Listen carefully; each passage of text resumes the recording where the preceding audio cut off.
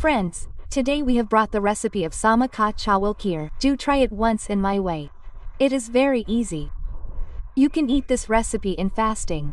But you can also make and eat it normally.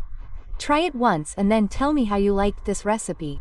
If you liked it, please like the video. If you are new on the channel, please subscribe. Please support my channel. So let's start making today's recipe. To make this recipe, we have taken sama rice here.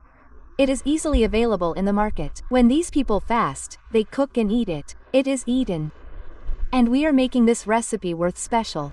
That's why we have taken sama rice here. And we will put the milk to boil here.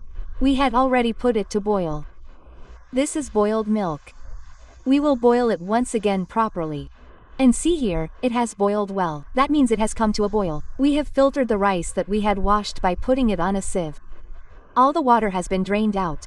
Filter it through a sieve because it is very small, otherwise, it will get wasted. We will cook it by keeping the gas on high until it boils, and when it boils, we will reduce the gas to medium, and it gets cooked very quickly. It is very easy. The rice will keep cooking. Till then, we have taken dry fruits. In it, we have taken makana, almonds and cashews. We will dry roast all of them. Take 1 spoon of ghee and fry it well in ghee. It will get roasted well here. After that, we will keep it aside because we will use it later.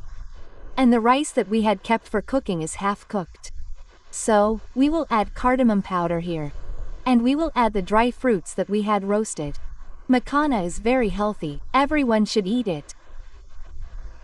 That is why we have used makana here, and we have added makana and dry fruits, and it has cooked well, and when you need milk, add more milk. See, it has cooked well. It has thickened, which means it is cooked well. We have checked and seen that it is cooked well. And we will make this recipe without sugar here. That is why we have not used sugar yet. After that, turn off the gas. We will add jaggery. If we keep jaggery on the gas, the milk will curdle. That is why keep it off the gas. If you have jaggery powder, then take it. If you want, you can whisk it well in milk and leave it, or whisk it in water and leave it to get wet. But what will happen to this? The boiled kheer is cooked well, and in the meantime, put it in it by turning off the gas or covering it and leave it for 10 minutes. Then it will melt well, and stir it in between 2 to 3 times. It melts very well. It turns out very well. Friends, it will be very tasty. Do try this recipe once.